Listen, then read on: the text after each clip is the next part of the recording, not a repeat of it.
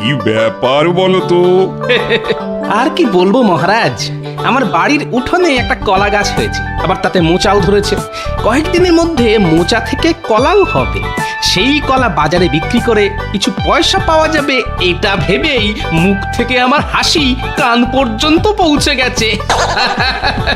গাছে মোচা হয়েছে দেখে গোপালের হাসি কান পর্যন্ত পৌঁছে গেছে মহারাজ। গাছে কলা হলে তো গোপালের হাসি মাথায় উঠে যাবে।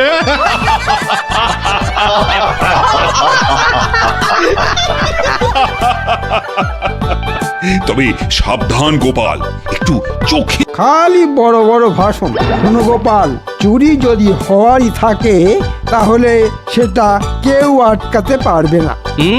চুরি করা নিয়ে আপনার অনেক অভিজ্ঞতা আছে দেখছি মন্ত্রী মশাই।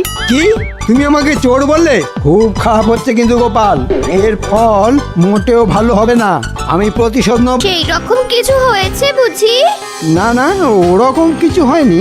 আজ গোপাল আমাকে সবার সামনে চোর বলে অপমান করেছে। সেই অপমান আমি কিছুতেই হজম করতে পারছি না গিন্নি। ইচ্ছে করছে গোপালের কলা গাছ থেকে মোচাটা পেরে ওটা গোপালের মাথায়। ভালো বুদ্ধি দিয়েছ গিন্নি। এত করে বিনামূল্যে মোচার ঘন্ট, এতে করে বিনামূল্যে মোচার ঘন্ট খাওয়া হবে আর গোপালেরও